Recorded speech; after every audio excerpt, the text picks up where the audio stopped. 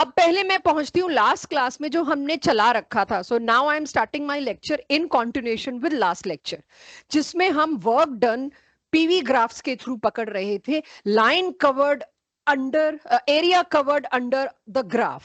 Graph की जो भी लाइन थी उसके अंदर जितना एरिया कवर हुआ वही हमारा वर्क डन होता था. एम आई राइट? इतने तक सब पहुंच चुके थे कि उसी को वर्क डन कहते थे. शेडेड एरिया निकाल के और आपको दिख जाता था कहां ज्यादा वर्क है कहां कम वर्क है.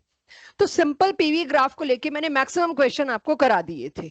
अब आ जाता है एक क्वेश्चन जो कराने के बाद आप लोगों से, मतलब इस क्वेश्चन में मैं 4 क्वेश्चन एक साथ कवर कर रही हूं. और वो क्या है मेरे पास कि आपको एक ग्राफ दिया है जिसमें सारी वैल्यूज रिक्वायर्ड यूनिट्स में दे दी, जिसमें मैं बात कर रही हूँ लीटर और इधर एटमॉस्फेयर.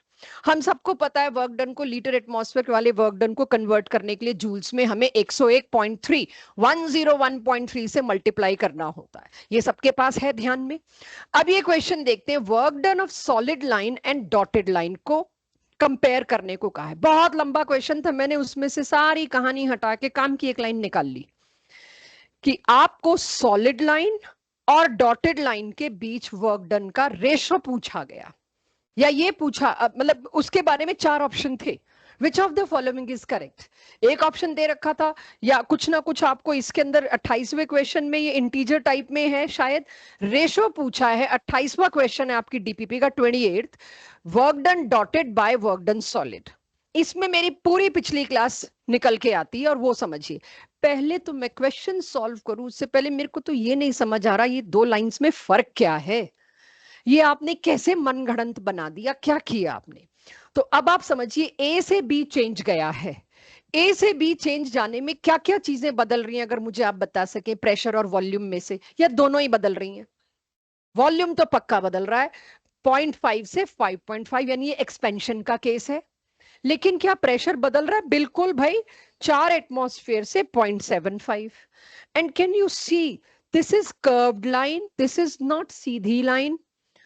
इट मीन्स जब भी ऐसा ग्राफ आए, आपने देखा है ना ये आइसोकोरिक है ना ये आइसोबारिक है, ये कौन सा है? Reversible isothermal. वो जो ग्राफ की पहले लेक्चर में आदत डाली थी वो इसीलिए थी कि आपको देख के आदत पड़ जाए. आप मेरे से रोज पूछेंगे मैम आपको कैसे पता चला इस ग्राफ का ये मतलब है. 2-3 लेक्चर के अंदर आपका ये सवाल ही खत्म हो जाएगा, क्योंकि आपको आदत हो जाएगी. सवाल का जवाब है हमारे पास, धीरे धीरे लाएंगे. ए से बी जो है ये चेंज इतना स्लो था, इतना स्लो था, क्योंकि इसमें कहीं कोई हिंट नहीं दे रहा मेरे को रिवर्सिबल है. मैं कह रही हूं और आप मान रहे हो. ये चेंज इतना स्लो था, ध्यान दीजिएगा. प्रेशर पहले 4 एटमॉस्फेयर, 4 एटमॉस्फेयर प्रेशर के बाद हमने ये जो ग्राफ बनाया. ग्राफ यूजुअली कैसे बनते हैं, आज तो पहले वो मैं आपकी पिक्चर क्लियर करूं.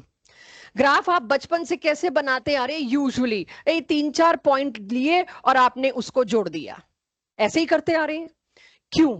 इन दोनों के बीच में आपने कैसे अंदाजा लगाया? ऐसे ही हुआ होगा. ये 12th में बहुत आएगी चीज. क्या पता ये ऐसे आया होता, क्या पता ये ऐसे आया होता, क्या पता ये यूं आया होता. You are just extrapolating, you are just imagining. इस डॉट से इस डॉट को जोड़ दो तो ग्राफ आ जाएगा. लेकिन एक रियल सिचुएशन, एक रियल लैब की सिचुएशन इमेजिन करके देखो कि अगर मैं आपको, एक जेन्युइन साइंटिस्ट क्या करता होगा, 4 एटमॉस्फेयर के बाद उसकी मजबूरी है, वो यहां पर देखिए मुश्किल से 3.8, इतना छोटा प्रेशर का डिफरेंस वो उसकी इक्विपमेंट नाप पा रहा है. उससे छोटा डिफरेंस, क्योंकि आप कितना ही अच्छा बैलेंस ले आओ, आपको पता है कि आपने वेट जो नापना है उसमें एक दाना मिट्टी का कम ज्यादा हो जाए, आपकी मशीन पकड़ नहीं पाएगी. मैं कहती हूँ 4 किलो मिट्टी रखी है मैंने इसको तोलने के लिए इस डिजिटल बैलेंस पे, राइट पनव? तो उस 4 किलो मिट्टी में से अगर मैंने एक दाना निकाल लिया, आपका इक्विपमेंट नहीं बता सकता, आपका वो बैलेंस कितना भी अच्छा हो नहीं बता सकता. फिर आपको क्या करना है, कम से कम 1 चम्मच मिट्टी निकालो तो शायद वो डेसिमल के बाद चौथी डिजिट पे कुछ फ्लक्चुएशन शो करेगा. तो इसका मतलब है साइंटिस्ट की मजबूरी है, उसको इतना गैप लेना पड़ रहा है, क्योंकि we are not equipped with such things की जो ऐसा मिनिएचर चेंज को ऑब्जर्व कर सके. कहां से लाएं वो चीज? तो इसीलिए आपको डिफरेंट डिफरेंट वैल्यूज का डॉट दे दिया गया. But when I am working on something I need to be assure कि क्या इसमें ये है. मेरे पास कोई तरीका नहीं है, एक ही तरीका है, चेंज को बहुत स्लो कर दो, जो कि प्रैक्टिकली इम्पॉसिबल है, इनफाइनेटिवली स्लो स्पीड पे लाना. यानी आप ये देखिए, ये जो चेंज, ये जो ग्राफ है ना, ये लैब में बनाया नहीं जा सकता, ये इमेजिनरी ग्राफ है। फैलना मत इस बात पे कि इमेजिनरी कैसे कह दिया, कैसे इमेजिन किया, बता दिया आपको कि अगलों ने ये सोचा इस डॉट से इस डॉट का हम मेजर कर सकते हैं। पक्का ये ऐसे ही आ रहा होगा। लेट्स सी क्या हमारे एक्चुअल डाटा से ये मैच करता है। मैच कर गया तो we are good to go. तो ये जो जो सॉलिड लाइन आई है, ये इमेजिनरी वर्क डन है, ये रिवर्सिबल प्रोसेस है जो मुझे इमेजिन करनी पड़ी, because I can not measure that छोटा चेंज। तो मैंने 5-7 डॉट बनाए और फिर उसकी लाइन यूं करके खींच दी और आपको कहा ये एक्सट्रीमली स्लो चेंज था। हमने घंटों घंटों लगा के पहले इस प्रेशर पे नापा, फिर उसका धीरे धीरे धीरे प्रेशर इतना स्लोली हमने कम किया, फिर वो इस प्रेशर पे आया, फिर वो इस प्रेशर पे आया और हम नापते गए। हमें नहीं पता बीच में क्या हुआ, बट हम अंदाजा लगा रहे हैं डॉट्स को मिला के। So every time you see these slow changes, they are imaginary. Of course, imagine भी ऐसे randomly नहीं किया, कुछ ना कुछ लॉजिक के साथ किया है। ठीक है, तो अब इसके बाद ऐसा वर्क डन आपको निकालना है जो कि आपको बताया गया कि extremely slow. I hope now you people will understand this line means imaginary reversible work done. ठीक है, कुछ तो क्लियर हुआ। अविनाश जो आपने पूछा था, तो इन सब चीजों का राइट टाइम आएगा, आपको क्लियर करेंगे।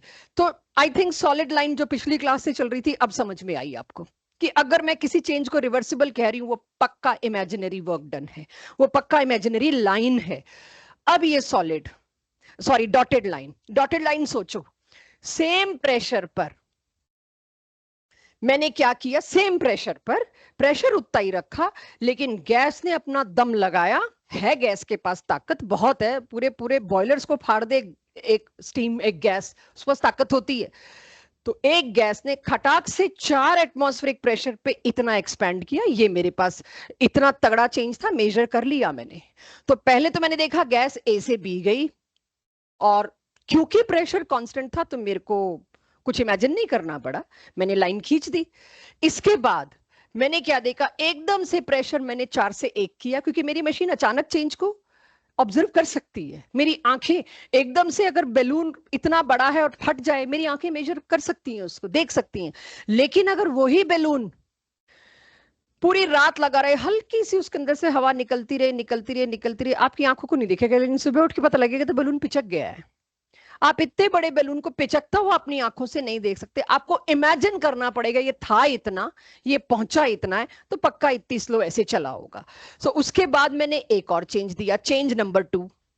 इसमें वॉल्यूम का चेंज ही नहीं है, तो यहां तो वर्क डन 0 होगा। आपको पता है ये लाइन क्या है, दिस लाइन इज आइसोबारिक, नहीं आइसोकोरिक, वॉल्यूम चेंज नहीं होने दिया मैंने। फिर उसके बाद आता है ये वाला जो चेंज है, ये फिर कुछ प्रेशर सेम रखे वॉल्यूम बढ़ा दिया, यस वर्क डन होगा। यहां से यहां गए फिर क्या होगा, no work done, 0 work done. यहां से यहां गए फिर होगा। एक और मैं डॉटेड लाइन खींच देती, तो अब आप बता, मैंने क्यों नहीं खींची, क्योंकि 0 ही तो वर्क डन है, तो इसीलिए मैंने यहां खींची नहीं। पॉइंट ये है, अब आपको दोनों प्रोसेसेस का वर्क डन निकालना है। तो सबसे पहले मेरे को जो थोड़ा सा इजी दिख रहा है सॉलिड लाइन का, पहले मैं वो निकालती हूँ। सॉलिड लाइन में मेरे को प्रेशर चेंज दिख रहा है 4 से कितना, 0.75, और मेरे को वॉल्यूम चेंज भी दिख रहा है। आपको पता है रिवर्सिबल चेंज के लिए पी डेल्टा वी तो यूज होता नहीं है। रिवर्सिबल चेंज के लिए कौन सा फॉर्मूला यूज होता है, ये वाला, शुरू से लेके आखिरी तक। अब वॉल्यूम या प्रेशर जो आपको पसंद आए पुट कर दो, जो आपको लगे कैलकुलेशन में आपको हेल्प हो जाएगी। मैंने यहां वॉल्यूम लिया है, वैसे मुझे लगता है शायद प्रेशर ले लेती तो और बेटर हो जाता कैलकुलेशन, बट आप देखो वो मैंने वॉल्यूम ले लिया V2/V1। क्लियर, यहां ये फॉर्मूला तो सब तक पहुंच ही चुका था। आप चाहे वॉल्यूम लीजिए चाहे प्रेशर लीजिए, कोई फर्क नहीं पड़ना, क्योंकि इन दोनों का प्रोडक्ट कांस्टेंट है, एक दूसरे के इनवर्सली प्रोपोर्शनल है, तो वर्क डन की वैल्यू में कोई फर्क नहीं आएगा। आपने वर्क डन सॉलिड लाइन का निकालने के लिए क्या किया, 2.303 इंटू 1 क्यों है, एनआरटी क्वेश्चन में दिया है, 28th क्वेश्चन में 1 मोल गैस की बात हो रही है, इट इज ऑलरेडी गिवन, तो आपने 1 मोल यूज किया। एटमॉस्फेयर भी गिवन है, प्रेशर यहां पर ये क्या लिखा है, सॉरी मैंने 2 एटमॉस्फेयर क्या लिखा है मैंने ये, अरे भाई मतलब 2 क्या लिखा है, व्हाट इज दिस 2, मेरे पास गैस के नंबर ऑफ मोल्स तो नहीं दिए, क्वेश्चन पढ़ो, मेरे पास टेम्परेचर नहीं दिया, एक सेकंड, हाँ जी यस, अगर आप देखो तो इसमें शायद टेम्परेचर भी दे दूं, नंबर ऑफ मोल्स जब तक नहीं दिए आप फॉर्मूले के एनआरटी का क्या करोगे? कुछ नहीं, उसकी जगह क्या लाओगे? पीवी। फॉर्मूले में मैंने एनआरटी कराया था और साथ में आपको उससे पिछली क्लास में बता दिया गया था PV is equals to NRT. अब आपको पता है, इस आपने ध्यान भी नहीं दिया मैंने फॉर्मूले में पीवी लिखा है, तभी मेरे को पूछना पड़ा, क्योंकि ऑब्वियसली कहां ध्यान था, मैंने ही दिलवाना था ध्यान। तो मैंने पीवी कैसे लिख दिया? लास्ट क्लास में फॉर्मूला क्या दिया था? N R T for any ideal gas. N R T की जगह आप जब चाहे पीवी लिख सकते हैं। अब आप देखिए पीवी क्या है, वो सोचने वाली बात है। पी इंटू वी, चाहे आप इनिशियल ले लो दोनों, चाहे आप फाइनल ले लो, कोई भी एक पीवी का प्रोडक्ट ले लो, क्योंकि आपको पता है पीवी इज कांस्टेंट। आप जो जो प्रोडक्ट P1 और V1 की वैल्यू का आएगा, वही प्रोडक्ट P2 और V2 की वैल्यू का आएगा। बहुत बच्चे लास्ट ईयर्स में इस क्वेश्चन में मेरे पास डाउट लाते थे, आपने इनिशियल प्रेशर और इनिशियल वॉल्यूम का ही मल्टीप्लाई क्यों लिया? 4 इंटू 0.5, 2 आधा करना है कि आपको इजी पड़ रहा था। अगर मैं फाइनल का लूं तो मैं कहा करके देख लो, आंसर में 1 पॉइंट का फर्क नहीं आएगा। क्यों? क्योंकि आपको उस दिन जो मैंने लेक्चर लिया था वेंडरवॉल फोर्सेस का और आइडियल गैस का, इसीलिए लिया था। मेरे को हर रोज यूज करनी है ये बात कि PV is equals to NRT, यानी पीवी तो कांस्टेंट है। तुम ये वाला ले लो 0.75, अगर एंड इनिशियल का, सॉरी ये है ना इनिशियल, नहीं इनिशियल ये है फाइनल, फाइनल का प्रेशर और फाइनल का वॉल्यूम ले लो, आंसर वही आना चाहिए लॉजिकली, अगर मेरा ग्राफ सही है तो आप चाहे शुरुआत वाला पीवी देख लो, चाहे एंड वाला पीवी देख लो, आपको यहां पर पीवी की वैल्यू पुट करनी है जो कि एनआरटी के बराबर है। तो 2 मैंने कहां से पुट करी? दिखिए आप तो 4 इंटू 0.5, मेरे को 2 लाना बहुत इजी लगता है क्योंकि कैलकुलेशन बहुत आसान होती है, और दिख रहा था यहां से 2, मैंने उठा लिया, कॉन्फिडेंस से उठाइए। तो अब आपके पास ये आ गई चीज, लॉग 5.5 डिवाइडेड बाय 0.5। तो इसको भी सॉल्व करना मेरे लिए बड़ा आसान है। Log 11, everyone log 11 is very easy, मतलब 11 लाना इजी। अब आती है एक चीज जो मैंने आपको कहा था लास्ट क्लास में, आई नीड लॉग बुकलेट्स पतली सी। कितने लोग लाए हैं निकालिए। ज्योति मैम हमारा लॉग टेबल्स ला देना जरा, जो 2-4 हैं हमारे पास। मैंने लास्ट क्लास में कैटेगरी कहा था कि मेरे को चाहिए, उस दिन भी एक ही बालक लाया था, आज भी शायद एक ही बालक लाया, नहीं गुड गुड गुड। थोड़ा हो सके तो आसपास वालों से शेयर कर लीजिएगा, 2-4 बुकलेट्स मैं मंगा देती हूँ जो मेरे पास है। मेरी फ्रंट रो एक भी नहीं लेके आए, सोचते नहीं है घर पे केमिस्ट्री के बारे में। वो मम्मी पापा को बोला करो, रात को उन लोगों ने पक्का किया होगा जब तक तुम फर्स्ट सेकंड क्लास में रहे होगे, तुम्हारे बैग पैक रात को करके सोते होंगे, यूनिफॉर्म चेयर पे डाल के सोते होंगे, किसी पे उठते ही इनको ना जल्दी से तैयार करके टिफिन का फॉयल तक मैं लगा के रखती थी कि बस खाना डाला और फॉयल पैक कर दी, पूरे यूनिफॉर्म बाहर निकली होती थी और पूरा बैग पैक होता था। तब आप बहुत सिंसियर होते थे क्योंकि वो मम्मी पापा का काम था।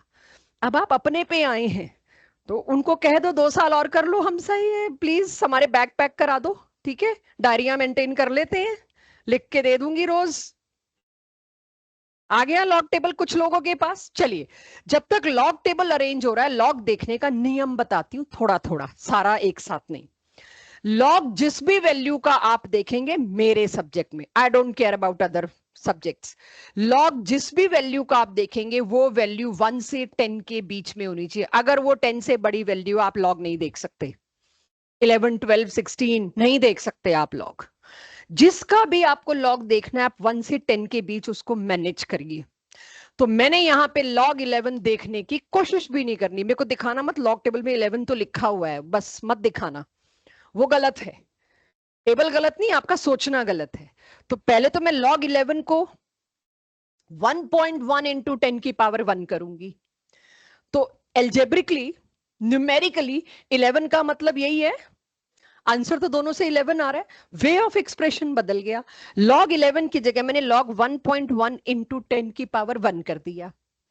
अब इतने हिस्से का जब मेरे को लॉग देखना है, लॉग जिस चीज का देखा जाता है उस पे एक प्रॉपर्टी है, क्या बात, हमारे पास तो 4-5 थी, ले गए बालक लोग, तो 2 और सर्कुलेट कर दो। एनसीईआरटी +2 की वॉल्यूम 1 भी ले आना ज्योति मैम, उसके पीछे भी है हमारे पास लॉग। तो अब इसमें ध्यान यही रखना, ये मिल जाएगा सबको। तो अब मेरे पास लॉग देखना है तो ब्रैकेट लगा दिया जिसका लॉग देखना है। लॉग में मल्टीप्लाई क्या हो जाता है? प्लस। अगर मेरे को इसका लॉग देखना है तो it means log 1.1 plus log 10 की पावर 1 और 10 एक ही बात है, ठीक है। तो मेरे पास जिसका लॉग देखना है मैंने उसको इस तरह से अपने लिए इजी कर लिया। इजी क्या, मजबूरी है, करना यही है। जब भी आप लॉग देखते हो तो क्या रूल बताया मैंने, जिसका आपको लॉग देखना है उसकी वैल्यू 1 to 10 ही होनी चाहिए। क्लास 12th में भी जो एनसीईआरटी के क्वेश्चन है उसमें लॉग 16 टपाक से लॉग 12 में 16 का 0 ला के मेरे को दे देते हैं और पता नहीं आंसर क्यों गलत आ गया। भाई 16 का तुम देख नहीं सकते। तो अब इसमें जिसका लॉग देख रहे हो अगर वो 1 से 10 के बीच है, लॉग टेबल से उसका जो आंसर आएगा ना बच्चों, उसका आंसर आएगा log 1 is always 0। I hope मेरी क्लास याद रखे।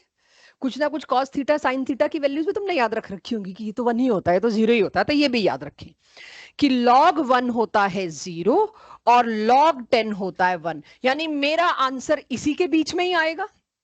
जब मेरा क्वेश्चन इसके बीच में है तो मेरा आंसर इसके बीच में आएगा, यानी लॉग टेबल से जो भी आंसर आएगा वो 1 से छोटा ही होगा, यानी फ्रैक्शन होगा, यानी डेसिमल से शुरू होगा। तो अब मैंने लॉग 11 को पहले तो इस तरह से कन्वर्ट किया, अब इसको सॉल्व करना पड़ेगा। लॉग 10 क्या होता है, तो यहां पर इसको सॉल्व करती हूं। लॉग 1.1 प्लस 1 आ गई ये चीज। अब मेरे को लॉग टेबल चाहिए इसके लिए, तो लॉग टेबल के लिए मुझे क्या करना है वो मैं समझाती हूं। पहले थोड़े 2-4 लोगों के पास तो लॉग टेबल आ जाना चाहिए। तो फ्रंट रो तो मेरी सुनी बैठी है, बुक तो अब मैं क्या कर सकती हूँ, लाना चाहिए था जब मैंने कहा था। एनीवेज, किसी तरह का बातचीत करने का कोई लॉजिक नहीं है, जस्ट स्टॉप टॉकिंग, राइट। कुछ इस तरह का होता है लॉग टेबल, बहुत बारीक है तो यहां से दिखेगा नहीं, बट क्या चीज देखनी ये बुक में आप लोगों को दे रही हूं अभी। फर्स्ट कॉलम, जो पहला कॉलम होता है उसमें पहली 2 डिजिट होती हैं। जिस भी नंबर का तुमको लॉग देखना, अभी यहां देख लो एक बार बच्चों, ठीक है, उसके बाद देखते हैं। आपको यहां पे किसका लॉग देखना है, 1.1। जब मैं डेसिमल को बात करती हूं मैं सिर्फ तब तक के लिए बात करती हूं जब तक मेरे को मेरा क्वेश्चन डिसाइड करना है। भाई 1 से 10 के बीच में है 1.1, यस। अब पॉइंट भूल जाओ, इसको आप 1.100 कर सकते हैं, कोई फर्क तो नहीं पड़ने वाला। पहली 2 डिजिट हमेशा पहले कॉलम में लिखी होंगी यहां पर। तो अब पहला कॉलम अगर आप देखेंगे शुरू होता है 10 से, तो आपको किसका देखना है, 11। इसको 1.1 अब नहीं पढ़ेंगे, पॉइंट तब तक जब तक मेरे को यह कंफर्म करना था कि जिसका लॉग देखना होता है वो 1 to 10 के बीच होना चाहिए। जैसे ही वो 1 to 10 के बीच आ गया उसके बाद मैं डेसिमल देखना बंद कर दूंगी, मेरा क्वेश्चन तो क्लियर है, उसका डेसिमल मेरे को दिखना नहीं चाहिए। 11, तो मैं यहां पहले कॉलम में 2 डिजिट देखती हूं। अगर कल को मैंने आपको कहा कि आप मेरे को 0.3263 का लॉग देख के दिखाओ, पहले तो सोचोगे 0.3263 जो मैम ने बोला है क्या वो 1 से 10 के बीच आता है, नहीं, तो कुछ गड़बड़ है इसमें। चलो मैं, क्योंकि मेरे को तो 1 से 10 के बीच चाहिए ना, मैं कहूंगी 3.263 का लॉग देख के दिखाओ, तो आप कहोगे हाँ क्वेश्चन तो वैलिड है मैम आपका। अब पॉइंट मत देखो, 32 आपकी पहली 2 डिजिट हुई, तो इस कॉलम में किसके पास जाओगे, 32 के पास। तो पहली 2 डिजिट ये, अब दूसरी 2 डिजिट क्या हुई, 6 और 3। तो तीसरी डिजिट की लोकेशन देख लीजिए, तीसरी डिजिट कॉलम के टॉप पे यहां लिखी है और चौथी डिजिट यहां लिखी है। तो इस तरह से 4 डिजिट्स हैं। How to see log, let me show you log कैसे देखना है। तो अगर अब मेरे पास लॉग टेबल कुछ ऐसा बना हुआ है, ये दिन भी आएगा मेरे को पता नहीं था, ऐसे लॉग टेबल मुझे दिखाना पड़ेगा। आई एम सरप्राइज्ड, चलो बच्चे हैं क्या करें। एंड दिस, जिसका आपको लॉग देखना था वो अभी आपके लिए वैल्यू यहां से स्टार्ट होती है 10, एवरीवन, यहां आती है वैल्यू 11। मुझे तो अभी अपने क्वेश्चन में 11 का लॉग देखना था। मेरी क्लास जिनके पास लॉग टेबल है देख के बताएं 11 का 0, क्योंकि मेरे पास तो 1.100 वैल्यू है। 11 का 0 कितना है, एक जना बोले 0.0414, एवरीवन। दूसरी डिजिट, चौथी डिजिट क्या है फिर से 0। उसी 11 की लाइन में इधर भी एक 0 दे रखा होगा, देखिए वो कितना है 0 नहीं दिया हुआ, 1 से स्टार्ट किया हुआ है, चलो ठीक है, तो है ही नहीं, मेरे को चौथी डिजिट तो देखनी ही नहीं। तो where is my answer then? My answer something like this. इतना समझ आ गया? अभी मैं दिखवाऊंगी लॉग टेबल आप लोगों को। इतना तो समझ आ गया कि कुछ ऐसा यहां से उतारा है, एक टेबल मेरे को दे रखा है। अब 04 क्या था आंसर? 0414। तो मेरे को लॉग 1.1 क्या लिखना पड़ेगा? 0414। But I know answer should be between 0 to 1, तो डेसिमल तो लगाना पड़ेगा। पर आप इस 0 के बाद डेसिमल नहीं लगाएंगे, ये दिमाग नहीं लगाएंगे। जो 4 डिजिट्स लॉग के आंसर में आई हैं उससे पहले पॉइंट लगेगा। तो योर आंसर इज दिस। इसमें 1 प्लस कर दूं तो मेरा इस हिस्से का आंसर क्या आया? इस हिस्से का मेरा आंसर आया 1.04। बस यही रोक दूंगी। तो जो मेरा क्वेश्चन चल रहा था सॉलिड लाइन में, ओह अच्छा मैंने कर ही रखा है, मैच कर गया भाई, तुम लोगों ने सही देखा, ये देखो 1.04। अब आपके पास, हम कई बार कहते हैं लॉग टेबल की जरूरत क्या है, क्योंकि लॉग की वैल्यू दी जाती है, और पिछले साल से बोर्ड की भी इंस्ट्रक्शन है लॉग टेबल दिए नहीं जाएंगे, क्योंकि उसके थ्रू चीटिंग का स्कोप बन गया था। तो फिर तो लॉग की वैल्यू मैम दे ही देंगे, आप क्यों मेरे को मैथ्स पढ़ा रहे हो? अगले क्या देंगे? लॉग 11। आप लॉग 11 पुट कर दोगे। लेकिन जिसको लॉग की प्रॉपर्टी पता है उसको ये पता है लॉग 11 वो जो वैल्यू दे रहे हैं वो इसकी दे रहे हैं, आप 1 नहीं प्लस करोगे।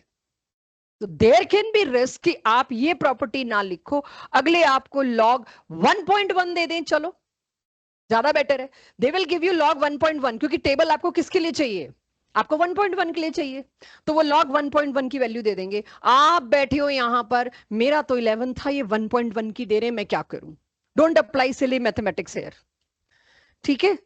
सिली कॉन्सेप्ट्स, या तो आपके मैथमेटिक्स में प्रॉपर चैप्टर हो तब वो वाला कॉन्सेप्ट आप लगाइए। सो माय पॉइंट इज, अब रोज आपको लॉग के 2 क्वेश्चन करा के आदत डालनी है लॉग की, और जो लॉग टेबल नहीं लाएगा उसको थोड़ा तो सफर करना पड़ेगा, तो अगली क्लास से लॉग टेबल लेके आइएगा।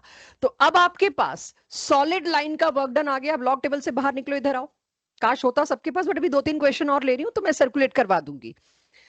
आ गया वर्क डन सॉलिड, कर लूं? तो सॉलिड वर्क डन में तो अभी आप एक ही जगह परेशान हुए, लॉग देखना विच इज ओके, कोई बात नहीं, और दूसरी जगह पीवी की जगह एनआरटी लिख पाना। तो लॉग मैंने एनसीईआरटी वालों के लिए भी बताया, भरी पड़ी है 11th और 12th की एनसीईआरटी लॉग से वर्क डन में, आपको पता है। तो आई होप एनसीईआरटी वाले बच्चे भी प्रॉपरली सुन रहे हैं। Now last thing, work done dotted line वाला, WD मतलब डॉटेड लाइन वाला। अब तो आप मेरे को बता ही चुके हो, ये वाला भी 0 है, ये वाला भी 0 है, ये वाला भी 0 है। 3 ही वर्क डन चाहिए मेरे को, 1, 3 एंड 5। वर्क डन 1 क्या होगा? प्रेशर है 4, एक्सटर्नल प्रेशर, डेल्टा वी कितना है? 1.5।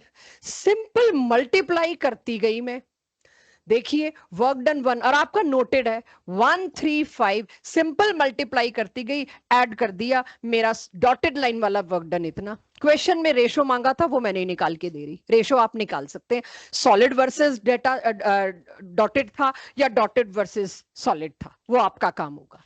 लेकिन रेशो मेरे से पूछा गया था, मैंने रेशो निकाल के दे दिया। ये एक क्वेश्चन जेईई एडवांस का करने के लिए मेरे को पीवी इक्वल्स टू एनआरटी आना चाहिए था, मेरे को यह आना चाहिए था कि डॉटेड का मतलब क्या है, सॉलिड का मतलब क्या है, फॉर्मूला क्या लगाना है, और कब वर्क डन 0 होता है, ये आना चाहिए था। Clear everybody? जिसने ये पूरा क्वेश्चन समझ लिया, कर लिया, पूरी डीपीपी उसके लिए केक वॉक होनी चाहिए। स्टिल मैं आपको डीपीपी के 1-2 क्वेश्चन यहां पे अब लेना चाहूंगी। तो जरा सभी लोग, जो क्वेश्चन मैं के इसमें पूछा है, उस गैस का सडन लीकेज की वजह से सारी गैस एटमॉस्फेयर में एस्केप हो गई और सिलेंडर खाली हो गया। और मेरे को कहा है भाई एटमॉस्फेयर का प्रेशर तो बढ़िया है ना, मेरे को एक्सटर्नल प्रेशर दे दिया बच्चों 1 एटमॉस्फेयर, राइट? इनिशियल वॉल्यूम कितना दे रखा है? 10 लीटर, एम आई राइट? Sorry 5 litres. तो इनिशियल वॉल्यूम मेरे को मिल गया 5 litres. I don't have final volume, but I know volume निकाला जा सकता है एनआरटी बाय पी से। किसी भी आइडियल गैस का वॉल्यूम निकाला जा सकता है पीवी इक्वल्स टू एनआरटी वाले फॉर्मूला से। तो हेल्प करो, मेरे को नंबर ऑफ मोल्स दे रखे हैं गैस के 10।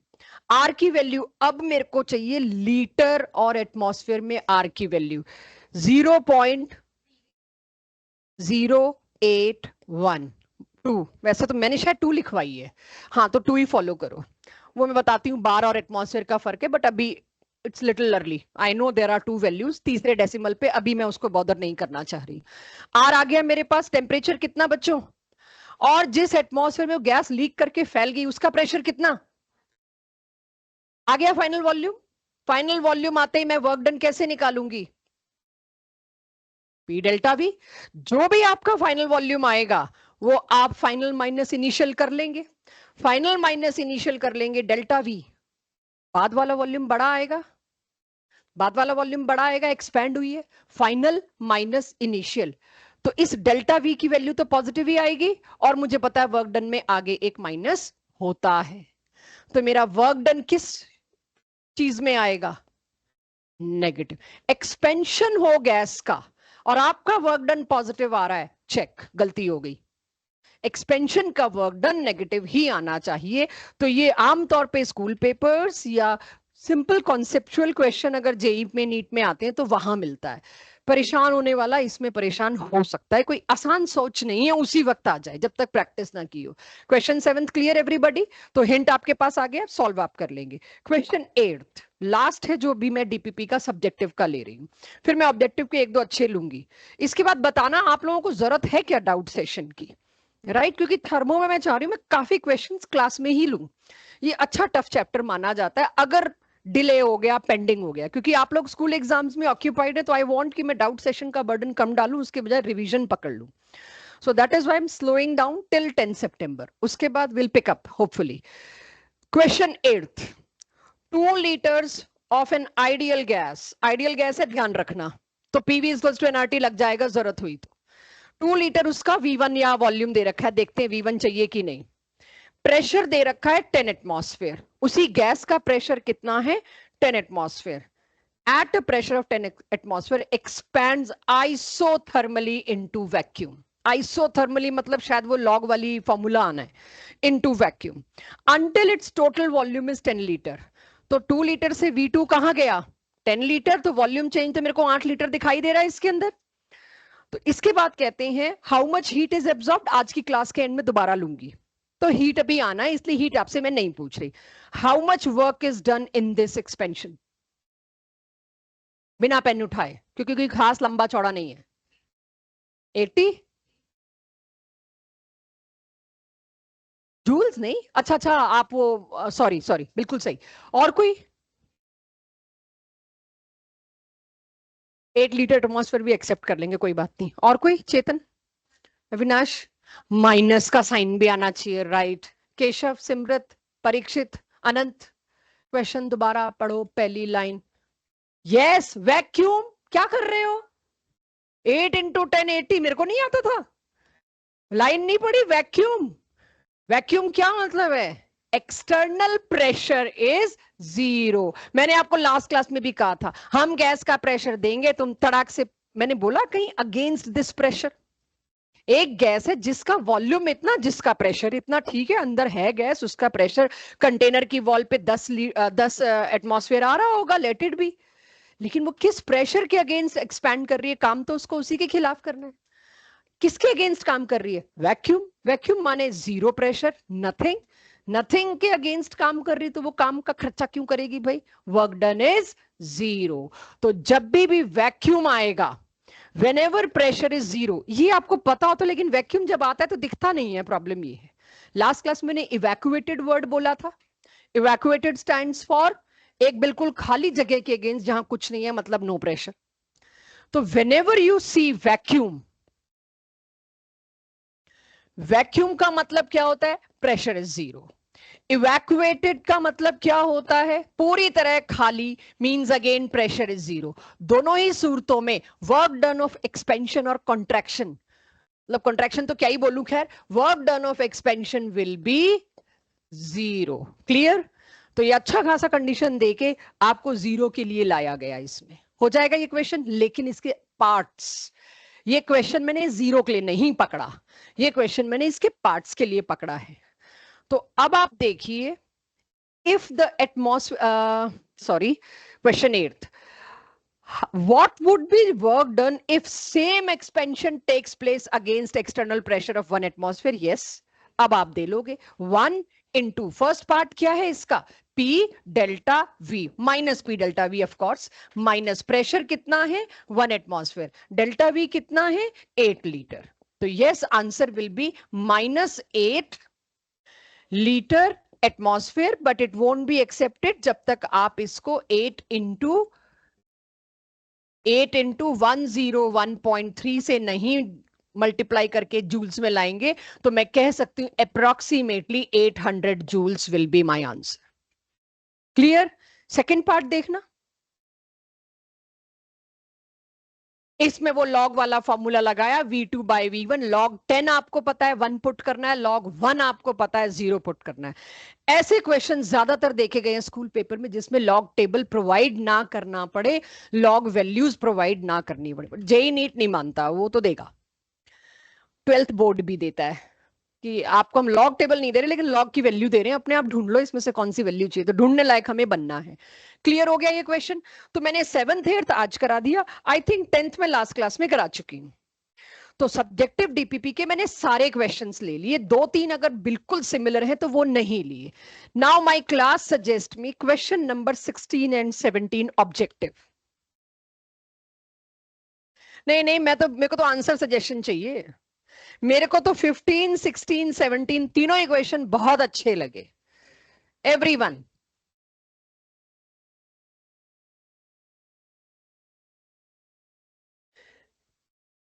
पहले मैं 16 ले लेती हूं 16 हो गया तो 15 भी हो जाएगा दोनों सेम से हैं क्वेश्चन 16 क्या कहता है कब मैक्सिमम काम होगा 1 kg गैस का if there is a gas बस आप लोगों को जिसको आता है मुंह पे टेप लगा के रखो please 1 kg of gas expand under pressure this यानी किस प्रेशर के अंडर वो एक्सपैंड कर रही है मेरे को दे दिया तो वर्क डन 0 तो नहीं है एक्सपैंड कर रही है मतलब वॉल्यूम बढ़ रहा है एक्सटर्नल प्रेशर की भी वैल्यू दे दी 500 किलो पास्कल अच्छा सॉरी 500 किलो पास्कल से 200 किलो पास्कल यानी प्रेशर पहले 500 किलो पास्कल था अब वो गैस धीरे धीरे धीरे एक्सपैंड कर रही है तब जब तक वो पिस्टन ऊपर जा जाके 200 किलो पास्कल पे ना आ जाए तो गैस का एक्सपेंशन है अगेंस्ट अच्छा खासा प्रेशर है तो अब मैं 0 पे तो डाउट ही नहीं कर सकती 0 तो नहीं है मुझसे पूछा गया किस गैस में सबसे ज्यादा काम होगा जब मेरे को ये बता दिया जाए 1 kg of gas expand under these conditions at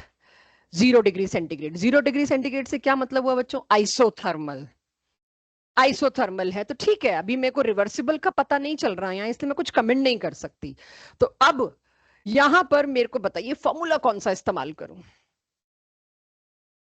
work done extensive है कि इंटेंसिव है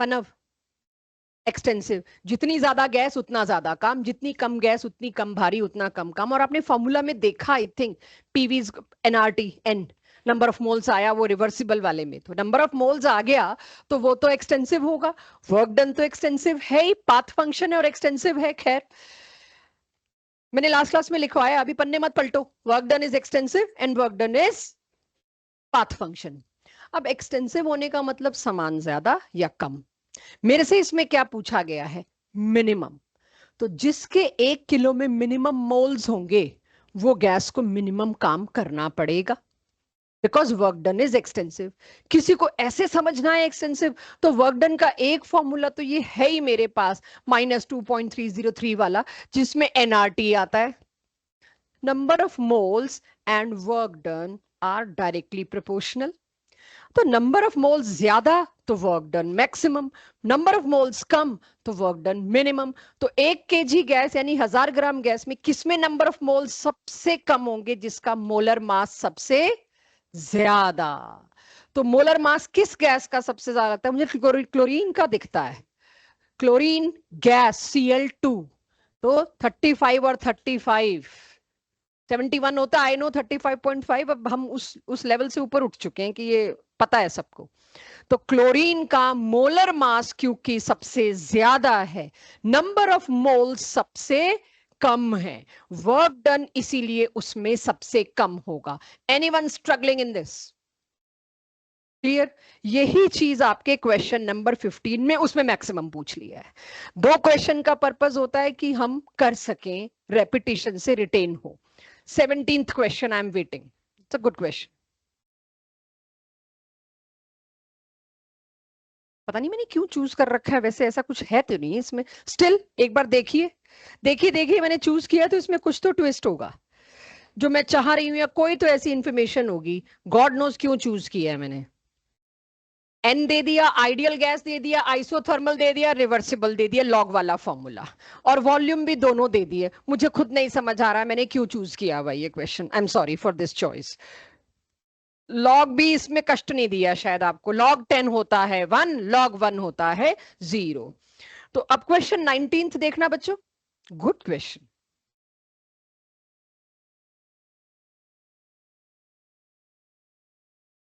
क्वेश्चन 19th बताना।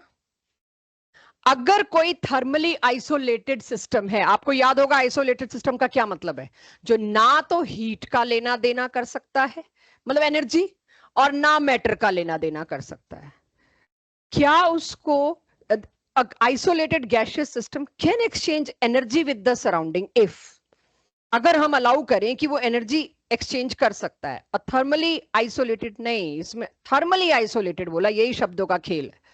थर्मली आइसोलेटेड का मतलब सिर्फ हीट को आइसोलेट किया, एडियोबैटिक। एडियोबैटिक का मतलब क्या था, ना हीट का लेन देन कुछ ना हो। तो ये आइसोलेटेड नहीं है, सिर्फ थर्मली आइसोलेटेड है, मतलब ये एक एडियोबैटिक सिस्टम है जिसमें हीट जो है वो नहीं आ जा सकती। फिर भी अगर उस सिस्टम को एनर्जी एक्सचेंज करनी है तो वो कैसे एनर्जी एक्सचेंज करे सराउंडिंग के साथ, वर्क, राइट, वर्क करके। आपने कभी देखा होगा, अगर ये चीज पता है कहाँ यूज होती है, हमारी किचन में, ऑफ कोर्स किचन, और मेरे पास लैब तो है नहीं दिस। अगर कभी दूध बहुत गर्म हो जाता है और आपको दूध पीना होता है, व्हाट यू डू, या तो यूं करके ठंडा करते हैं, या यूं करके कुछ स्टेयर कर लो तो थोड़ी गर्मी निकल जाती है। वो तो आपने क्या किया, ठंडा करने के लिए हीट एक्सचेंज अलाउ कर दिया। लेकिन अगर आपको कहीं ठंडा करने के लिए हीट एक्सचेंज नहीं अलाउड है, तो आप उसको किसी तरह से इंफ्लुएंस करिए कि काम किया जाए। हम लोग घर में जो ये सिस्टम करते हैं, ये हम वर्क कर रहे हैं उसके ऊपर, बट वर्क के थ्रू हम उसको ठंडा कर रहे हैं। यही करते हैं ना हम घर में, यूं कर रहे हैं तो हम we are doing work, we are allowing it to its lose its heat to atmosphere. But अगर ये करना मेरे को अलाउड नहीं है, तो कोई भी गैस काम करके अपनी एनर्जी को कम ज्यादा कर सकती है। अगर गैस खुद काम कर रही है तो उसकी एनर्जी स्पेंड होगी, और अगर हम गैस के ऊपर काम कर रहे हैं तो उसकी एनर्जी बढ़ेगी। तो अगर कोई हीट का लेना देना बंद कर दे फिर भी आपको उससे एनर्जी चाहिए, तो work done is the only source जिसकी वजह से आप किसी की एनर्जी को वेस्ट कर सकते हैं।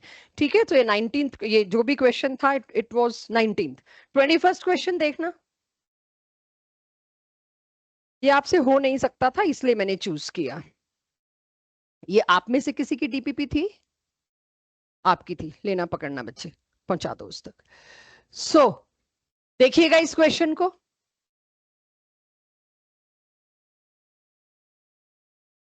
इसका आंसर क्या दोगे, सी, राइट इसका आंसर होना चाहिए सी।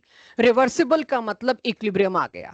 कोई भी चीज जब इतनी स्लो है, किसी वक्त भी वो ऊपर जा सकता है, किसी वक्त भी वो नीचे जा सकता है, मतलब उसमें दोनों साइड के रिएक्शन प्रोसेस में दोनों साइड का चेंज होने की बराबर चॉइस होगी, और उसी को कहा जाता है इक्विलिब्रियम। चाहे इधर ले जाओ चाहे इधर ले जाओ, हम दोनों साइड के लिए तैयार बैठे हैं।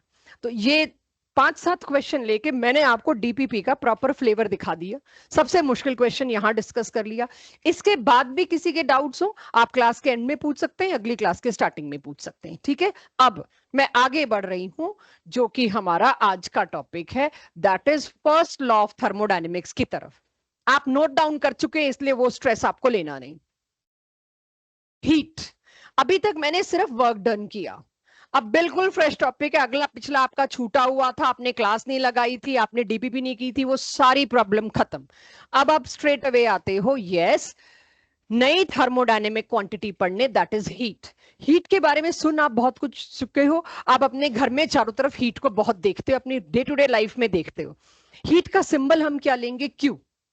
हीट अगर किसी सिस्टम ने एब्जॉर्ब की तो उसको कहा जाता है प्लस क्यू, और किसी सिस्टम ने हीट अगर लूज करी, see work is done by the system is expansion, which is minus. Heat is lost by the system is again minus. तो evolved by system, given out by system, उसको आज के बाद हम क्या टर्म यूज करके बोलेंगे? एक्सोथर्मिक। एक्सो मतलब बाहर निकलना, थर्म मतलब हीट।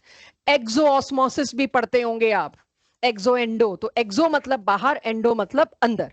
तो एक्सोथर्मिक मतलब हर वो प्रोसेस जिसमें हीट गिवन आउट है उसको मैं आज के बाद एक्सोथर्मिक बोल सकती हूं, और उसके क्यू के आगे मेरे को मजबूरी है माइनस लगाना पड़ेगा, ये मेरे लिए कंपल्शन होगा। And if heat is absorbed by a system, that is plus Q. Work is done on the system, that is plus W. तो ये मेरे पास क्यू आया, प्लस क्यू माइनस क्यू, इसका सिंबल आया। कैपिटल क्यू अभी नहीं यूज करेंगे आप जब तक हम ना कहें, क्योंकि कैपिटल क्यू अगले चैप्टर में आना है। तो आप किसी सिंबल को चेंज नहीं करेंगे। इसकी यूनिट बिल्कुल वही है जो वर्क की है, दैट इज जूल्स और अर्ग्स। वर्क डन इतना बड़ा टॉपिक है कि मैं उसको यूनिट्स को ज्यादा ले नहीं पाई। हीट में कुछ भी नहीं है पढ़ाने को, इसलिए यूनिट्स में हीट में लूंगी। ये यूनिट्स आपको याद हो, हमने स्ट्रक्चर ऑफ एटम में भी डील की है, बट वो हम भूल गए होंगे, इसीलिए यहां पे हम दोबारा लेने की कोशिश करेंगे। सी वर्क डन, हीट, एनर्जी, तीनों का यूनिट सिस्टम सेम है।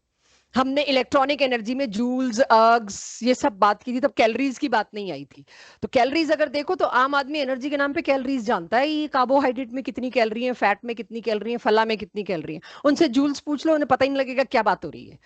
तो रोजमर्रा की लाइफ में कैलोरी ज्यादा चलता है, वो भी आज हम उसको क्लियर करेंगे।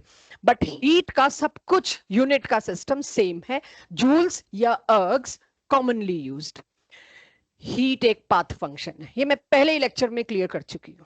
अगर आप इस जगह से इस जगह 10 बार आएंगे जाएंगे तो आपकी हीट, आपकी बॉडी को हीट जनरेट करनी पड़ेगी, होगी, और उसकी वजह से आपको स्वेट आएगा, क्योंकि बॉडी का टेम्परेचर गर्म नहीं होना चाहिए। पाथ पे डिपेंड करता है।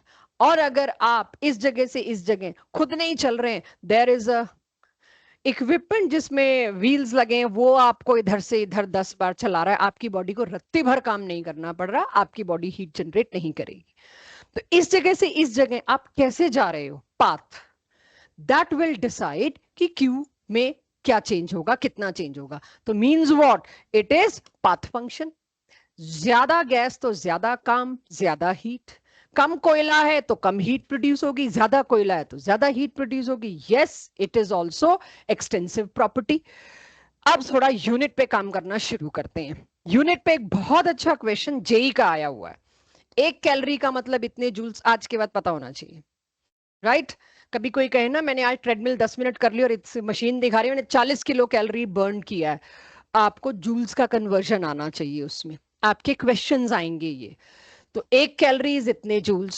पहली बार शायद मैं दे रही हूँ कैलोरी और जूल का कन्वर्जन, मैंने अब तक दिया नहीं, अगर दिया तो गुड इनफ, नहीं तो अब। लेकिन कोई मेरे से जूल और कैलोरी का कन्वर्जन पूछ ले तो बस मैंने रेसिप्रोकली किया है, तो ये आपके पास नोटेड ऑलरेडी है कि जूल और कैलोरी का डिफरेंस क्या होता है। तो यूनिट इसके लिए नहीं लाई मैं, ये तो शायद हम क्वेश्चन पेपर्स में दे दें क्वेश्चन में। यूनिट में किसके लिए लाई हूं, late me show you. Unit वाली स्लाइड, जस्ट वेट, इसके बाद है क्या? हाँ, यहां आएगा तो मैं यहां डिस्कस करूंगी, ठीक है, एनर्जी में लेंगे। तो अभी आपके लिए हीट का हो गया, बस हीट इतनी ही मेरे को देखनी है। तीसरी प्रॉपर्टी जिसके बाद मैं आपको नई डीपीपी दे पाऊंगी, डीपीपी 2। तो 3 प्रॉपर्टी होते ही थर्मोडायनेमिक्स खत्म और थर्मोकेमिस्ट्री अगली क्लास से शुरू। तो ज्यादातर स्कूल्स में देखिएगा अगर फर्स्ट लॉ ऑफ थर्मोडायनेमिक्स तक आ रहा है तो थर्मोडायनेमिक्स फर्स्ट लॉ तक ही है, उसके बाद अगली क्लास से थर्मोकेमिस्ट्री शुरू हो जाएगी कि रिएक्शन पे लगाओ, इसके बाद फिजिक्स संभालेगा थर्मोडायनेमिक्स को। 3 प्रॉपर्टी पढ़नी होती है थर्मोडायनेमिक्स में, डब्ल्यू, क्यू एंड यू। तो डब्ल्यू हमने इनफ पढ़ लिया, क्यू हम है ही कुछ नहीं, बस प्लस क्यू माइनस क्यू, और कुछ बताना ही नहीं। अब आ जाता है इंटरनल एनर्जी, लास्ट प्रॉपर्टी जो थर्मोकेमिस्ट्री में भी लेके जाऊंगी। क्यू और डब्ल्यू थर्मोकेमिस्ट्री में नहीं जाएगा, यू जाएगा थर्मोकेमिस्ट्री में थर्मोडायनेमिक्स से। तो इंटरनल एनर्जी नाम की एक चीज आई, बिल्कुल न्यू कॉन्सेप्ट है आपके लिए। वर्क डन और क्यू तो फिर भी आपने सुन रखा था, ये तो कुछ भी नहीं सुना हुआ। इसका सिंबल ई और यू, जब जिसका मन आएगा क्वेश्चन में हम कुछ भी यूज कर लेंगे। ई और यू दोनों पॉपुलर है।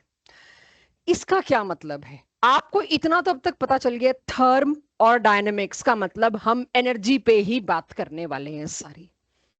तो कौन सी एनर्जी आगे, अब यही खुलनी है बात, कौन सी एनर्जी?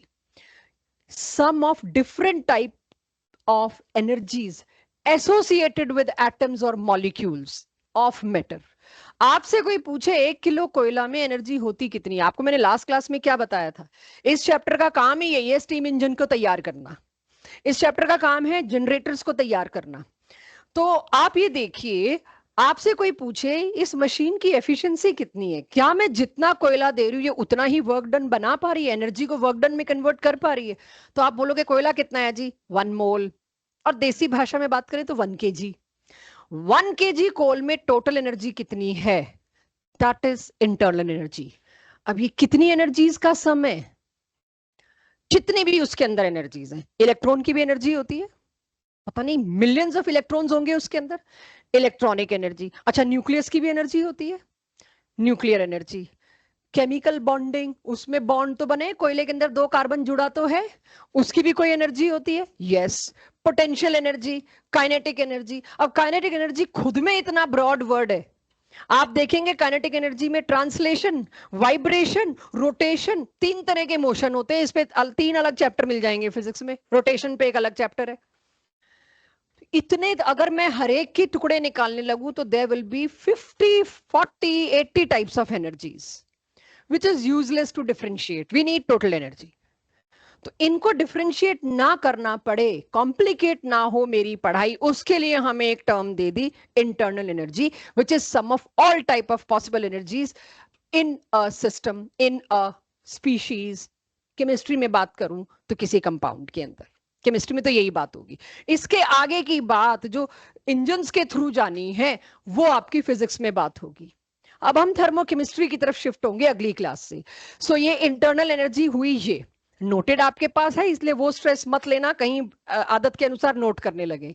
अच्छा भाई, इंटरनल एनर्जी की एब्सोल्यूट वैल्यू, एग्जैक्ट वैल्यू पता होना कोई फायदा नहीं दे रहा मेरे को उसका कोई यूज नहीं है कि मैं इंटरनल एनर्जी की एब्सोल्यूट वैल्यू निकालूं, इतने लोग उसके ऊपर टीम लगाऊं। एक्चुअली में मुझे इंटरनल एनर्जी के चेंज का मतलब ज्यादा है, और वो धीरे धीरे आने वाली क्लासेस में आपको पता चलेगा। आज तो पहली बार आ रही है ये चीज, तो आज तो मैं बहुत ज्यादा क्लियर कर नहीं पाऊंगी, अगली क्लास में पूरी डीपीपी 2 करेंगे तो क्लियर होगा। इंटरनल एनर्जी का चेंज मेरे सब्जेक्ट में या आपके फिजिक्स में रिक्वायर्ड होगा, क्योंकि एब्सोल्यूट वैल्यू का हमें कोई फायदा हुआ नहीं, पता कर भी ली तो हम उसको यूज नहीं कर पाए, आगे की डेरिवेशन में चेंज चाहिए था। तो चेंज का मतलब क्या होगा? अगेन जैसे अब तक करते हैं, फाइनल माइनस इनिशियल। किसी सिस्टम की, आपको याद हो जब मैं पाथ फंक्शन, स्टेट वेरिएबल्स बोल रही थी तो मैं सिर्फ 2-3 वेरिएबल्स पीवीटी की बात कर पा रही थी, मैं यू, जी, एस, एच इन सिंबल्स की बात नहीं कर पा रही थी। अब मैं बात कर पाऊंगी कि मेरे को अगर इनिशियल स्टेट में कोई पूछे इंटरनल एनर्जी तो मैं क्या बोलूंगी? U1, जैसे T1 T2 बोलते हैं। फाइनल स्टेट किसी सिस्टम की, उसकी इंटरनल एनर्जी क्या हुई? U2। आप मेरे को बताना इधर देख के सब लोग, अगर एक गैस यहां है, दिस, ये उसका बेस है, राइट? इसकी कुछ इंटरनल एनर्जी है U1, आपकी गट फीलिंग देखनी है, एक्सपेंड कर गई, इसकी इंटरनल एनर्जी बढ़ी कि घटी? आइसोथर्मल है, टेम्परेचर कोई नहीं दे रहा इसको, ना इससे कोई ले रहा है। एक्सपैंड करने में, यहां से यहां जाने में इसको कुछ तो खर्चा करना पड़ेगा ना, कुछ तो काम करना पड़ेगा, वर्क डन तो होगा। एक्सपेंशन मतलब वर्क डन। जब इस गैस को यहां से यहां जाने में काम करना पड़ा, इसकी इंटरनल एनर्जी कम हो गई, ये मतलब है इंटरनल। कौन सी कम हुई? नॉट माई हेडेक, क्योंकि वो हमें चाहिए ही नहीं था, हमें तो सिर्फ ये चाहिए कि कम हुई कि ज्यादा हुई, बस। तो गैस के एक्सपैंड होने में अगर आपने कोई बाहर से मदद नहीं की तो गैस की इंटरनल एनर्जी क्या हुई? कम हुई, उसको खर्चा करना पड़ा। Energy can neither be created not destroyed, कहीं से उसने पैदा नहीं कर ली। तो अब इंटरनल एनर्जी का चेंज मतलब डेल्टा यू और डेल्टा ई। अगली डीपीपी की हेडिंग ये है, और जो अगली first law of thermodynamics, this is all about next DPP. तो अब मेरे लिए फाइनल स्टेट क्या है? अभी तक तो मैं किसके सहारे से जा रही थी? ये है फाइनल स्टेट, ये है इनिशियल स्टेट। क्योंकि अब मेरा डायनामिक्स हटके केमिस्ट्री आने वाला है, तो मेरे को क्या लेना पड़ेगा? रिएक्शन। तो मेरे लिए रिएक्शन की इनिशियल स्टेट क्या है? रिएक्टेंट्स। मेरी फाइनल स्टेट क्या है? प्रोडक्ट्स। इस टॉपिक के थ्रू, अगली क्लास के थ्रू, आपको कोई भी साइंटिस्ट ये बता सकता है, अदर अब आप किसी को भी बता सकते हैं कि कौन से फूड से ज्यादा एनर्जी मिलती है, किसकी कैलोरीफिक वैल्यू ज्यादा है, आप क्या खाइए जब आपको एनर्जी चाहिए, कौन सा फ्यूल अच्छा है आपकी गाड़ी के लिए, आपको वो बताने की फ्रीडम मिलेगी कि विच फ्यूल इज बेटर, कौन सी चीज किस एनर्जी सोर्स के लिए आपको चाहिए, और उसमें से सस्ता मटेरियल मेरे को कौन सा पड़ सकता है, खर्चा किस में कम लगना है, आप वो बता पाएंगे। All sort of fuels, B it your body fuel, B it your automobile fuel, you will be suggested. After all this आपको डेल्टा यू पता लग गया। कैसे? प्रोडक्ट की इंटरनल एनर्जी दे दो, रिएक्टेंट की दे दो, मैं डेल्टा यू निकाल लूंगी। मुझे पता है एब्सोल्यूट देना पॉसिबल नहीं है, अगली क्लास में देखेंगे क्या मांग रही हूं मैं, दे दो। ठीक है, डेल्टा यू रिएक्शन हो जाएगा। यूनिट्स अगेन, पिछली स्लाइड पे कौन सी दो यूनिट क्लियर की मैंने? कैलोरी और जूल। इस स्लाइड का बहाना क्या क्लियर करने के लिए लिया मैंने? अर्ग्स। Right, clear everyone? तो यहां पर 1 जूल कितने अर्ग्स के बराबर होता है? 10 की पावर 7। ऐसे नहीं बैठो, आपकी आंखें फिर बंद हो रही हैं। राइट, बिल्कुल ऐसे नहीं बैठी है, क्योंकि आप नोट नहीं कर रहे हैं, तो आप बस अब झपक रहे हैं और मैं देख रही हूं। आ जाएगा सबके पास कि 1 जूल का मतलब 10 की पावर 7 अर्ग्स। ये बढ़िया लाइन है।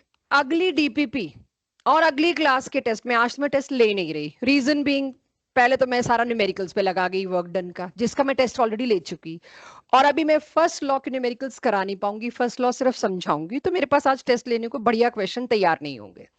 अगली क्लास में बढ़िया वाले तैयार हो जाएंगे, और तब आपसे क्या गलती होगी डीपीपी में, टेस्ट में, ये आप जल्दी मानते नहीं।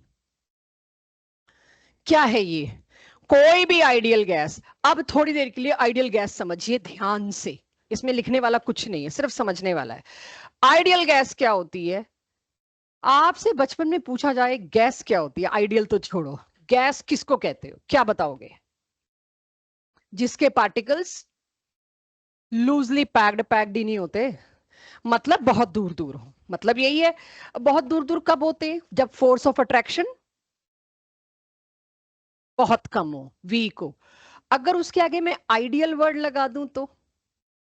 आइडियल मतलब आदर्श, हो ही ना फोर्स ऑफ अट्रैक्शन। गैस किसको कहते हैं? जो फैल सके, डिफ्यूज हो सके। मैंने गैस पूछा तो आपने बिल्कुल सही बताया, जिसमें पार्टिकल्स काफी दूर दूर हो। फोर्स ऑफ अट्रैक्शन क्या हो? नेग्लिजिबल, बहुत कम, zero. If force of attraction is zero, तब मैं बोलती हूं उस गैस को आइडियल गैस। तो आइडियल गैस कौन सी हुई? जिसके दो मॉलिक्यूल्स के बीच में इतना सा भी फोर्स ऑफ अट्रैक्शन नहीं है कि मैं मेंशन कर सकूं, आपस में एक दूसरे को ड्रैग नहीं कर रहे, एक दूसरे को रिपेल भी नहीं कर रहे। ड्रैग करने का मतलब क्या है? मैं इधर जा रहा हूं, चल तेरे को भी इधर खींच के आना पड़ेगा क्योंकि अट्रैक्टेड है। नो। रिपेल का मतलब क्या है? थोड़ा भी अपने हिसाब से पास आए तो उनको एक दूसरे से धक्का मिला, नहीं।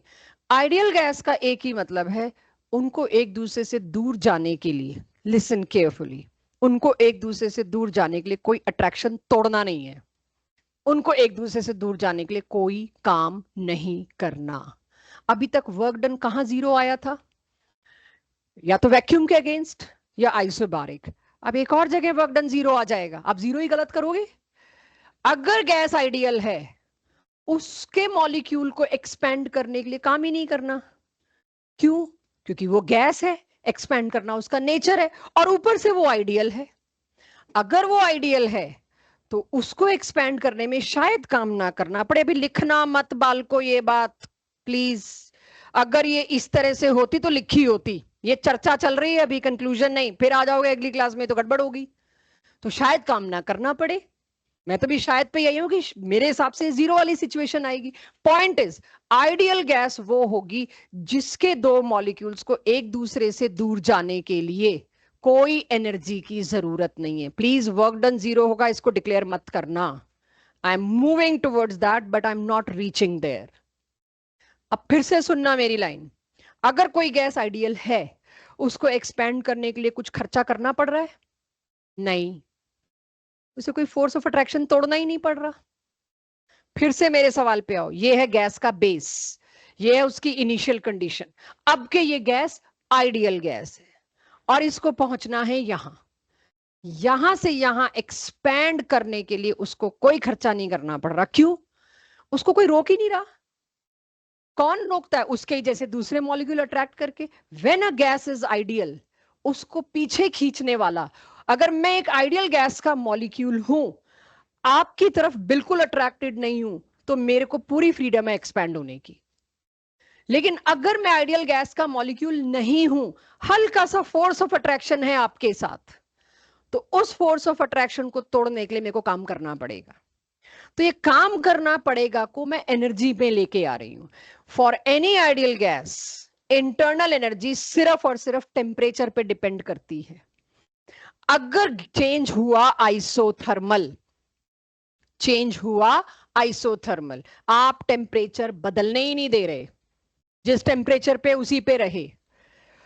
और गैस का कोई भी चेंज, इंटरनल एनर्जी कुछ भी, कोई भी चेंज मतलब चाहे गैस एक्सपैंड करे चाहे गैस कॉन्ट्रैक्ट करे, इंटरनल एनर्जी पे कोई फर्क नहीं पड़ेगा। गैस यहां थी, फैल के यहां गई, उसकी एनर्जी, अभी आपने मेरे को अपनी गट फीलिंग से बताया एनर्जी कम होगी।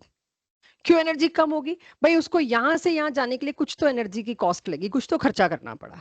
क्यों खर्चा करना पड़ा अपनी एनर्जी को? फोर्स ऑफ अट्रैक्शन को तोड़ने के लिए, कि मुझे पता है कार्बन डाइऑक्साइड गैस में ठीक ठाक फोर्स ऑफ अट्रैक्शन है, वेंडोवाल फोर्स ऑफ अट्रैक्शन है, सरफेस एरिया बहुत ज्यादा है उसका, तभी मैं फायर एक्सटिंग्विशर के तौर पे कार्बन डाइऑक्साइड गैस को यूज करती हूँ, क्योंकि उसमें इतना फोर्स ऑफ अट्रैक्शन है कि नॉर्मली रूम टेम्परेचर पे सिलेंडर फटता नहीं, उसका गैस भागने को मांगती नहीं है। तो यानी कि गैस के मॉलिक्यूल्स में एक्चुअली फोर्स ऑफ अट्रैक्शन होता है, सिर्फ आइडियल गैस के मॉलिक्यूल्स में फोर्स ऑफ अट्रैक्शन नहीं होता। जब कोई फोर्स ऑफ अट्रैक्शन ही नहीं है, तो उसको एक्सपैंड करने के लिए कोई एनर्जी चाहिए ही नहीं, इंटरनल एनर्जी रखो अपनी अपने पास। तो ऐसे केसेस में इंटरनल एनर्जी का कोई चेंज नहीं होता। यस? नहीं आई है? 4 बजे तक आ जाएगी? पता करो रंजना से एक बार कब तक आ जाएगी।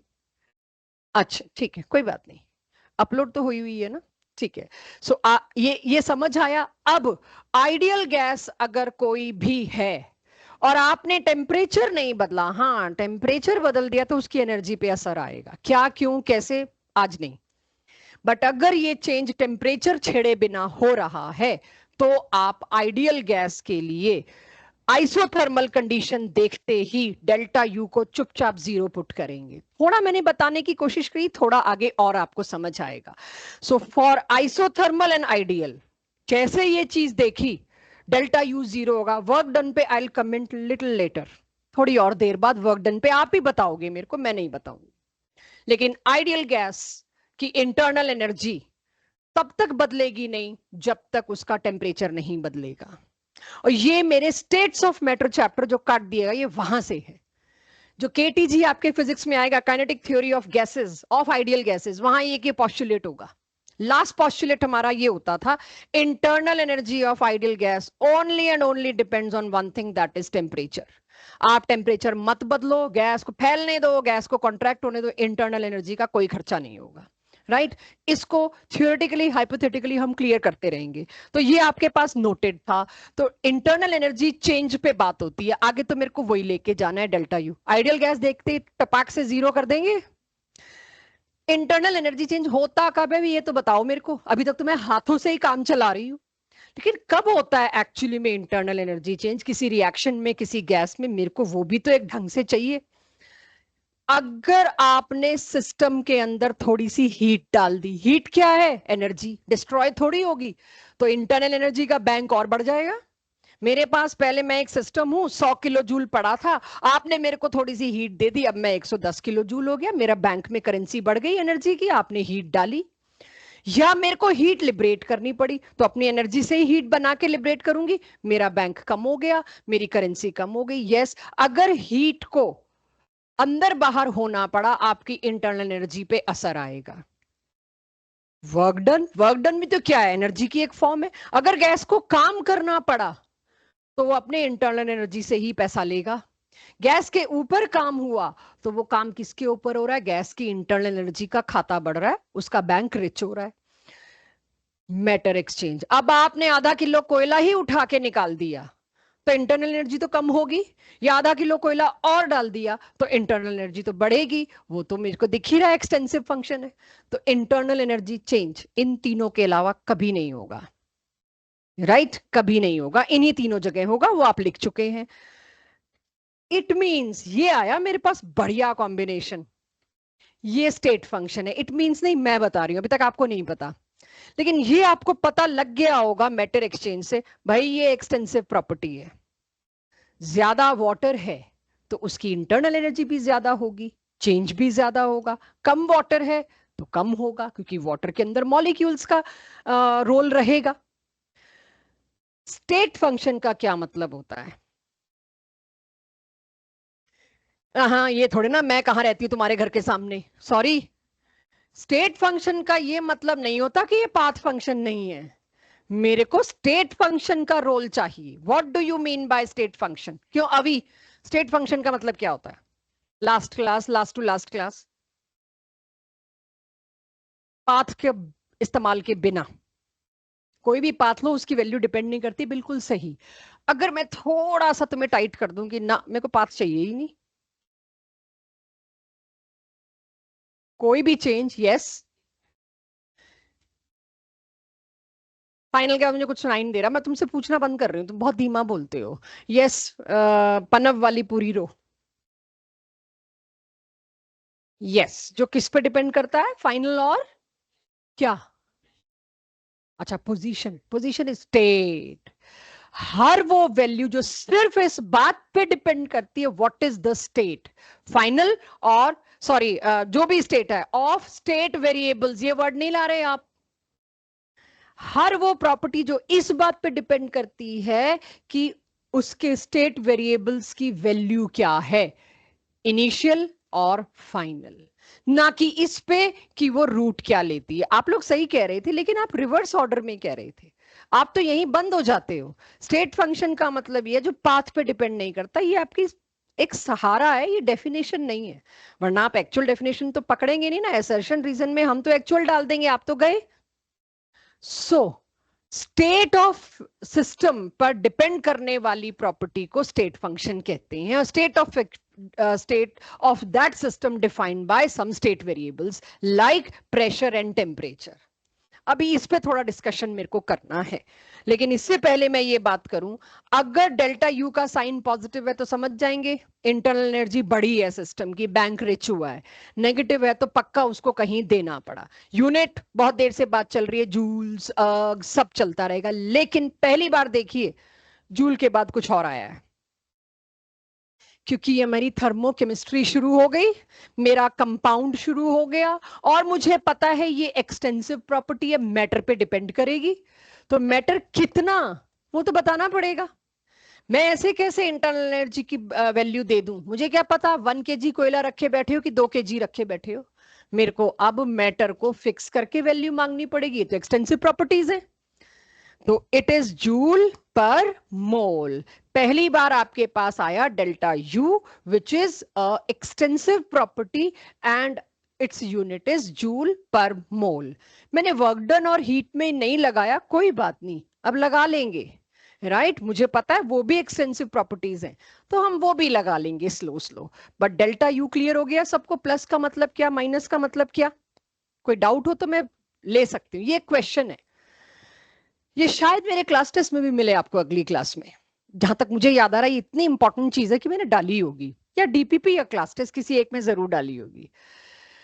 इंटरनल एनर्जी की यूनिट भी वही होगी जो हीट की और वर्क के, यानी यहां भी पर मोल लगाना पड़ेगा। वेरी मच क्लियर, सिमिलर जाएगी।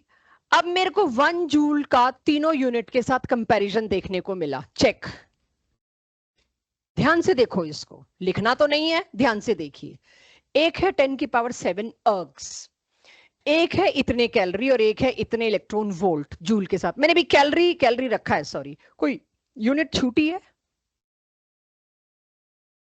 सारी आ गई, जूल्स, अर्ग्स, कैलोरीज, इलेक्ट्रॉन वोल्ट, अब तक की सारी यूनिट्स आ गई। अब 4 स्टेटमेंट्स हैं एक क्वेश्चन में, वो क्वेश्चन एग्जैक्टली नहीं ला रही, उसमें करेक्ट पूछा है कौन सी यूनिट की वैल्यू हाईएस्ट है। मैं कैसे बताऊं? राइट, इसको करने का तरीका क्या है कि विच वैल्यू इज हाईएस्ट, कौन सी सबसे बड़ी यूनिट कहलाएगी। तो इसमें मैंने कैलोरी आगे लिखा है, मैं कैसे रटूं इसको? इस क्वेश्चन को समझाने और सॉल्व करने का तरीका है मेरे पास, ये आप सबके पास नोटेड है, इसलिए ध्यान यही दीजिएगा। सारी एग्जिस्टिंग यूनिट जो क्वेश्चन में 4 हैं, किसी एक के साथ उसको कंपेयर कर लो जो आपको याद हो। मैंने सबको जूल के साथ कंपेयर कर लिया, क्योंकि जूल के साथ हम सबको करते हैं, और ये जूल और इलेक्ट्रॉन वोल्ट की, ये सबके साथ आपने एक बार कंपेयर कर ली। इस तरह से देखिए, सबका LHS सेम होगा, RHS अलग है। मुझे देखना है सबसे बड़ी यूनिट कौन सी है, किसकी वैल्यू सबसे ज्यादा आती है। तो अब मैं क्या करूंगी, मैंने इसको रखा है कंपैरिजन के लिए। Now what I am going to do is, हर एक को मैं किसी एक के साथ कंपेयर कर रही हूं। उसमें भी मैंने यही किया, लेकिन उसमें एक को हर एक के साथ किया, अब मेरे को हर एक को एक के साथ करना है, जस्ट रिवर्स करना है। 1 इलेक्ट्रॉन वोल्ट कितने जूल्स के बराबर होगा? मैंने इसको, ये आपको चैप्टर 1 में स्ट्रक्चर ऑफ एटम में मैं करा चुकी, रटा रखा था तब तक, आज आप दूसरे तरीके से कर रहे हैं।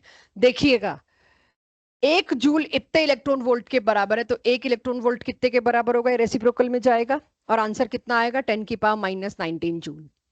ऐसे ही एक अर्ग, यहां 10 की पावर 7 था, एक अर्ग के लिए 10 की पावर 7 नीचे जाएगा, तो क्या हो जाएगा? 10 की पावर -7 जूल्स। इसी तरह से कैलोरी पे आए, ये उधर नीचे जाएगा, तो मेरे पास क्या आ जाएगा? 4.18 जूल्स। अब मैंने ऐसा क्यों किया? मुझे सिर्फ ये चाहिए था, इन तीनों यूनिट का ऑर्डर लगा लो, जूल का बाद में सोच लूंगी। अब इन तीनों में सबसे बड़ी वैल्यू किसकी आई है? चेक, कैलोरी की। उसके बाद किसकी वैल्यू आई है? और उसके बाद किसकी? दिख ही रहा है, 10 की पावर -19। ये ऑर्डर तो मैंने लगा लिया। अब आपको देखना है मैं जूल कहां फिट करूं।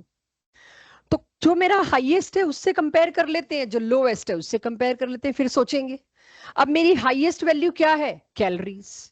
मुझे पता है कैलोरी और जूल का रेशो ये, और ऊपर कहीं ना कहीं पिछली स्लाइड्स में कैलोरी और जूल लिखवा के आई हूं।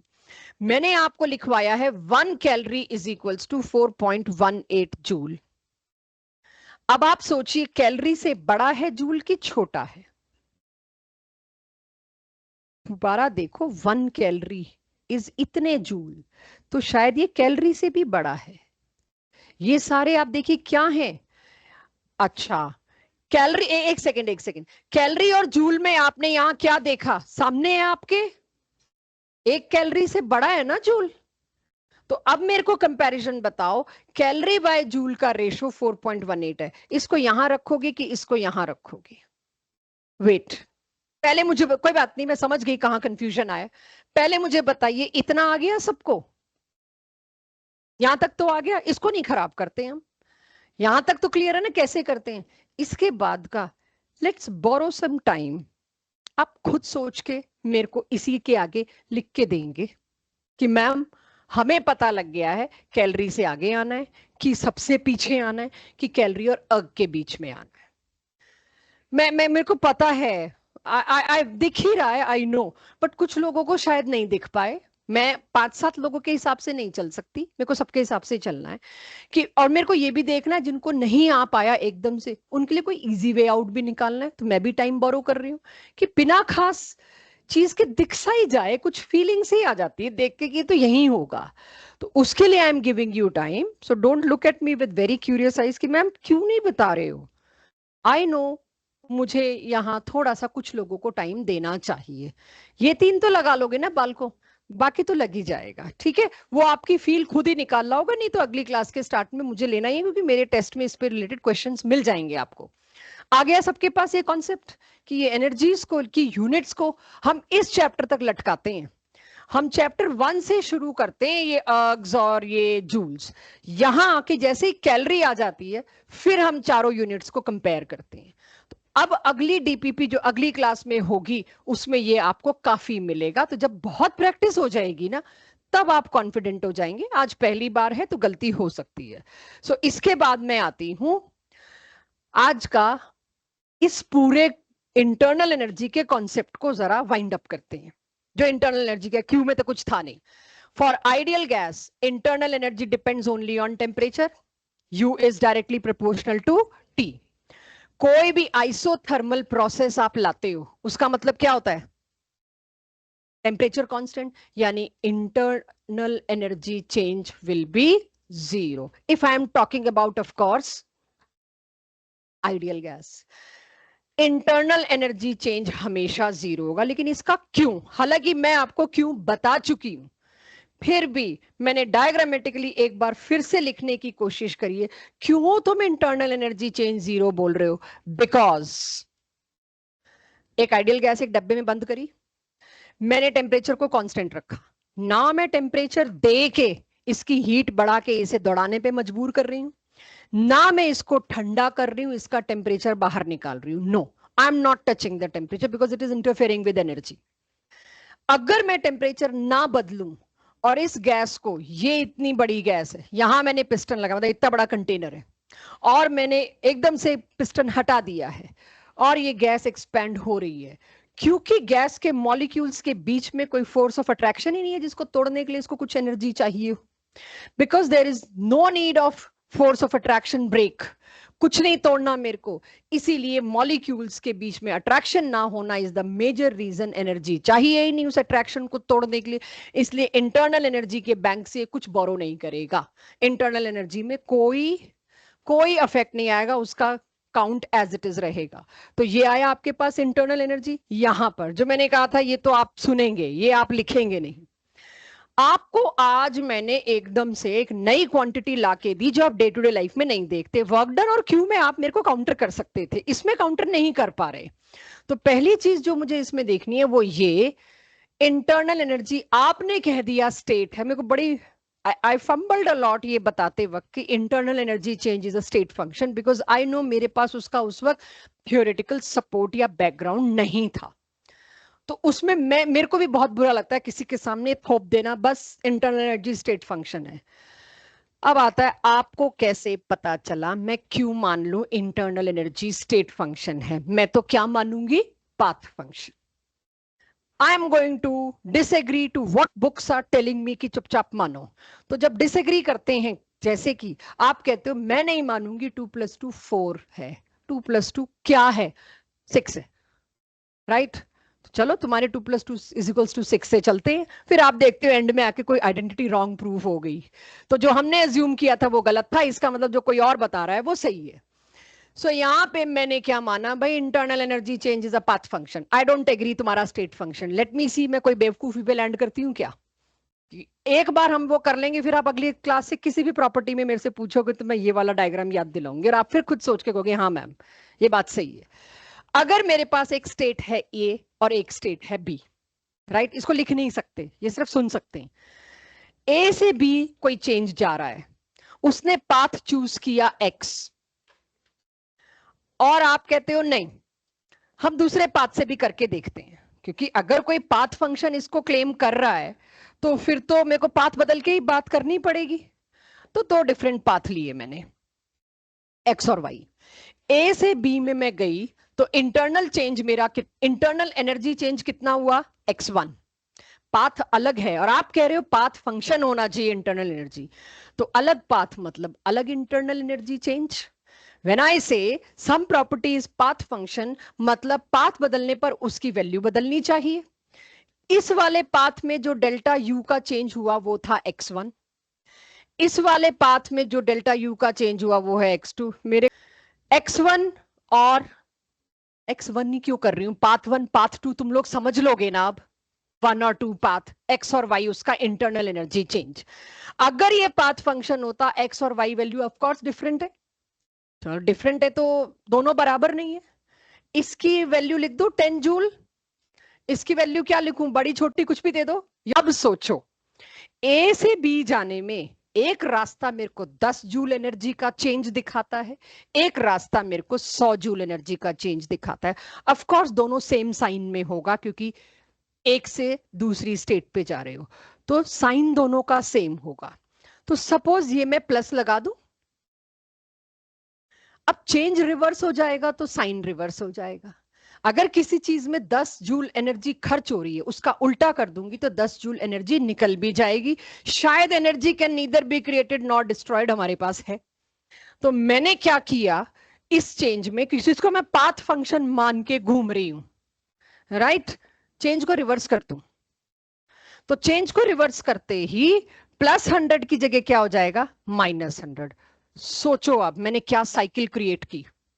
मैं किसी सिस्टम को ए से बी लाऊंगी, मेरा खर्चा क्या होगा, 10 जूल्स। उसी सिस्टम को डिफरेंट पाथ से बी से ए ले आऊं, मैं कितनी एनर्जी बना गई, ये इंटरनल एनर्जी इवॉल्व करेगा -100।